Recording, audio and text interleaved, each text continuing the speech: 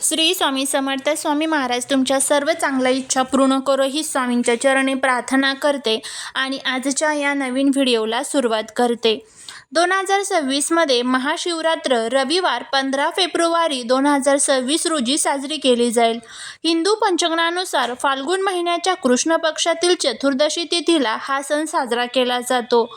महाशिवरात्रीची पूजा रात्रीच्या वेळी करणे अत्यंत फलदायी मानले जाते. याला 4 प्रहर पूजा असेही म्हणतात.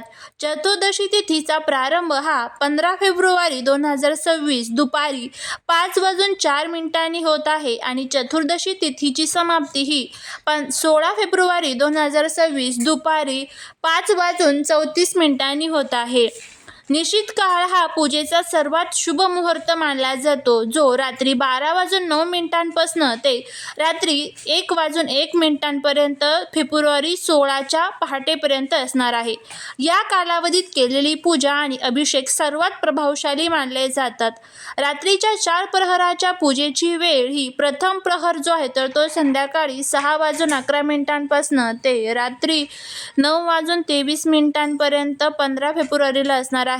द्वितीय प्रहर पूजा जी आहे तर ती रात्री 9:23 ते मध्यरात्री 12:35 असणार आहे. तृतीय प्रहर पूजा ही मध्यरात्री 12:35 ते पहाटे 3:47 असणार आहे. चतुर्थ प्रहर पूजा ही पहाटे 3:47 ते सकाळी 6:59 असणार आहे. तर या दिवशी आपल्याला अशा पद्धतीने या 4 प्रहर पूजेमध्ये पूजा जी आहे तर ती करायची असते. या दिवशी उपवास सोडण्याची वेळ जी आहे तर ती सोमवार 16 फेब्रुवारी 2026 रोजी सकाळी 6:59 ते दुपारी 3:24 दरम्यान असणार आहे. महाशिवरात्रीचे महत्त्व जर बघायला गेलं तर या दिवशी भगवान शिव आणि माता पार्वती यांचा विवाह झाला होता असे मानले जाते. अंधारावर प्रकाशाचा विजय म्हणून हा सण साजरा केला जातो. हा सण अज्ञान आणि अंधारावर विजय मिळवण्याचे प्रतीक आहे. या रात्री ग्रहांची स्थिती अशी असते की मानवी शरीरातील ऊर्जा नैसर्गिकरित्या वरच्या दिशेने प्रवाहित होते, म्हणून जागरण आणि ध्यानाला विशेष महत्त्व असतं. या दिवशी कडक उपवास करावा किंवा फलाहार घ्यावा. शिवलिंगावरती पाणी, दूध, दही, मध आणि तुपाचा अभिषेक करावा. शिवाला बेलपत्र अत्यंत प्रिय आहे. ते अर्पण करताना पाठीमागचा भाग शिवलिंगाला स्पर्श करेल अशा बेताने वाहावे. ओम नमः शिवाय या मंत्राचा जप सतत करावा. रात्री झोपण्याऐवजी शिवलीलामृत वाचणे किंवा भजन कीर्तनात वेळ घालवणे शुभ मानले जाते. या दिवशी काय करू नये? या दिवशी भगवान शिवाला केतकी आणि चंपा फुले चुकूनही अर्पण करू नये. महादेवाच्या पूजेत तुळशीचा वापर टाळावा. पूजेच्या वेळी काळे कपडे घालणे अशुभ मानले जाते. याऐवजी पांढरे, पिवळे किंवा लाल कपडे परिधान करावे. शिवलिंगावर नारळाचे पाणी अर्पण करू नये. नारळ अर्पण चालतो पण पाणी चालत नाही. या दिवशी कांदा, लसूण किंवा मांसाहार पूर्णपणे वर्ज्य करावा. आता आपण बघूया की या दिवशी नेमका आपल्याला कोणत्या अशुभ वेळेत पूजा जी आहे तर ती करायची नाही आणि त्याचबरोबर कोणते दुर्मिळ योग या दिवशी तयार झालेले आहे. जर तुम्हाला हा व्हिडिओ आवडला तर चॅनलला लाईक, शेअर आणि सबस्क्राईब करून कमेंटमध्ये ओम नमः शिवाय लिहायला अजिबात विसरू नका. रविवार हा सूर्याचा दिवस आहे आणि सूर्य हा आत्म्याचा कारक मानला जातो. भगवान शिव हे सृष्टीचे आधार आहेत. शिवरात्री आल्यामुळे शिव-सूर्य असा संयोग तयार होतो रविवारी, जो आत्मशक्ती वाढवण्यासाठी आणि आरोग्य प्राप्तीसाठी अत्यंत शुभ मानला जातो. यावर्षी 15 फेब्रुवारीला अनेक दुर्मिळ योग जुळून येत आहेत. त्यामध्ये सर्वार्थ सिद्धी योग असणार आहे. या योगात केलेली कोणतीही कृती आणि संकल्प यशस्वी होतात. त्यानंतर श्रावण नक्षत्र संयोग आहे. श्रावण नक्षत्राचा स्वामी चंद्र आहेत, जो शिवाच्या मस्तकावर विराजमान आहे. त्यामुळे या काळात केलेली भक्ती मनशांती देते. त्याचबरोबर व्याप्तिपात योग आहे. हा एक आध्यात्मिक शक्ती वाढवणारा योग आहे. चतुर्ग्रह योग आहे, ज्यामध्ये सूर्य, बुध, राहू, शुक्र हे 4 ग्रह एकत्र येणार आहेत, ज्यामुळे या दिवसाचे ज्योतिषीय महत्त्व वाढते. त्यानंतर शिववास योग आहे. या दिवशी शिववास कैलासावर किंवा नंदीवर असणे शुभ मानले जाते, जे रुद्राभिषेकासाठी सर्वोत्तम काळ मानला जातो. शास्त्रात काही वेळा अशा आहेत ज्या शुभ कार्य किंवा नवीन संकल्प करण्यासाठी टाळल्या जातात. या वेळेत केलेली पूजा ही आपल्याला कोणत्याही प्रकारचं जे फळ आहे तर ते देत नाही. त्यामुळे या कालावधीमध्ये चुकूनही आपल्याला पूजा जी आहे तर ती करायची नाही आहे. त्यामध्ये सर्वात पहिला आणि महत्त्वाचा जो काळ असतो तो म्हणजे राहू काळ. राहू काळ हा 15 फेब्रुवारी 2026 रोजी दुपारी 4:47 ते संध्याकाळी 6:11 या काळात राहू काळ असेल. शक्यतो या वेळेत नवीन पूजेचा प्रारंभ करू नये. त्यानंतर यमगंड काळ असणार आहे. हा दुपारी 12:35 ते 1:59 या कालावधीमध्ये सुद्धा आपल्याला पूजा जी आहे तर ती करायची नाहीये. त्यानंतर पुढचं असणार आहे भद्रा काळ. काही पंचांगानुसार पूजेच्या वेळी भद्र असण्याची शक्यता असते, पण महाशिवरात्रीच्या रात्रीच्या पूजेला भद्राचा दोष लागत नाही, कारण शिव हा सर्व दोषांचा नाश करणारा आहे. त्यामुळे या कालावधीमध्ये आपल्याला पूजा जी आहे तर ती पूर्णपणे निश्चित करायची आहे. या कालावधीमध्ये आपल्याला पूजा जी आहे तर ती करायची नाही आहे. जरी राहुकाळ वगळता तुम्ही कधीही शिवस्मरण करू शकत असला तरी मुख्य पूजा निश्चित काळात म्हणजेच मध्यरात्री करणे सर्वात जास्त प्रभावी ठरते. निश्चित काळ जो आहे तर तो सांगितलेच आहे, परत सांगते, 12:09 ते 1:01 असणार आहे मध्यरात्री.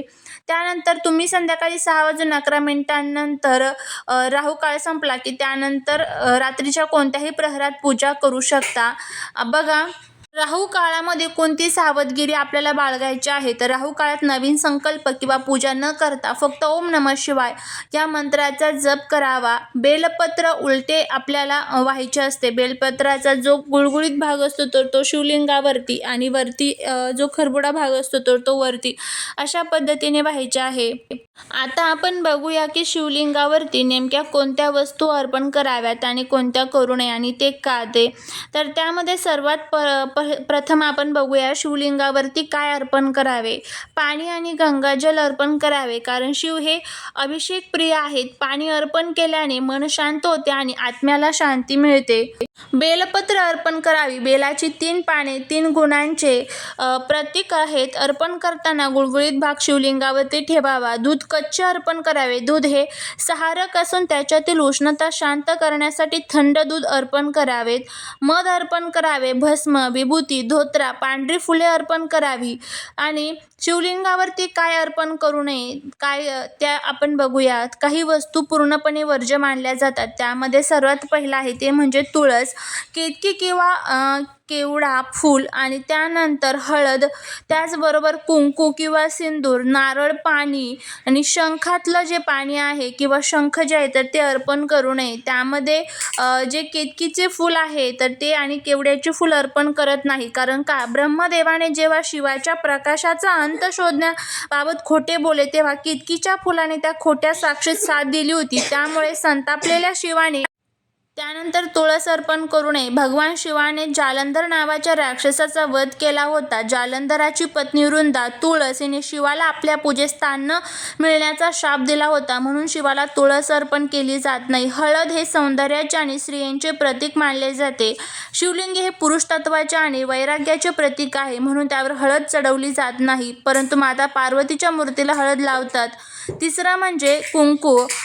हिंदू धर्मात कुंकू हे पतीच्या दीर्घायुष्यासाठी सौभाग्याचे लेण मानलं जातं. शिव हे वैरागी तपस्वी आहेत, त्यांना कुंकू अर्पण केलं जात नाही. महादेवाला अर्पण केलेल्या वस्तू या निर्मल्य मानल्या जातात, म्हणजेच त्या कोणीही ग्रहण करायच्या नसतात. आपण सर्व माहिती बघितली आहे की पूजेची वेळ कोणती आहे, त्याचबरोबर या दिवशी उपवास कसा करावा, कोणत्या गोष्टी टाळाव्यात, कोणत्या गोष्टी आपल्याला करायच्या नसतात, याबद्दलची संपूर्ण माहिती आपण बघितलेली आहे. आता त्यानंतर आपण बघणार आहोत की महाशिवरात्रीचा उपवास नेमका कोणत्या 3 स्त्रियांनी चुकूनही करायचा नाही आहे, नाही तर आपल्याला आयुष्यभर पश्चाताप करावा लागेल. बघा, महाशिवरात्री ही 15 फेब्रुवारी रोजी येते आहे. आपण सर्वजण या दिवशी मनोभावी उपवास करतो, पण तुम्हाला माहिती आहे का, आपल्या शास्त्रात आणि आयुर्वेदामध्ये अशा 3 प्रकारच्या स्त्रियांचा उल्लेख आहे ज्यांनी हा उपवास करणे टाळले पाहिजे. श्रद्धेपेक्षाही आरोग्य महत्त्वाचे असते. तर चला जाणून घेऊया. त्यामध्ये सर्वात पहिलं म्हणजे गर्भवती महिला. महाशिवरात्रीचा उपवास सहजा कडक असतो. काही लोक तर निर्जळा उपवासही करतात, पण जर तुम्ही गर्भवती असाल तर उपवास करू नका. गर्भवती बाळाच्या वाढीसाठी नियमित पोषक घटकांची आणि पाण्याची गरज असते. दीर्घकाळ उपवासी राहिल्याने रक्तातील साखर कमी होते येऊन चक्कर येणे किंवा थकवा जाणवू शकतो. देवाला तुमची श्रद्धा हवी आहे, शरीराला झालेला त्रास नको. त्यामुळे मनोभावे पूजा करा. फक्त पूजा केली तरीही चालू शकते किंवा उपवासाचे जे पदार्थ असतात ते खाऊन देखील तुम्ही हा उपवास जो आहे तर तो करू शकता. त्यानंतर पुढची जी स्त्री आहे ते म्हणजे स्तनपान करणाऱ्या माता. ज्या माता आपल्या लहान बाळाला दूध पाजतात त्यांनी सुद्धा कडक उपवास टाळावा.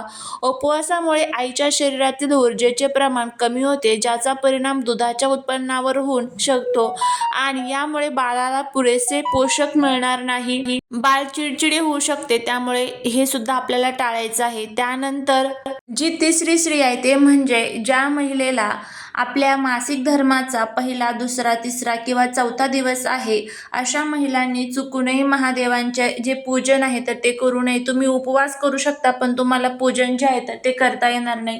जर तुमचा 5वा दिवस असेल तर मग तुम्ही पूजाही करू शकता आणि उपवास देखील करू शकता.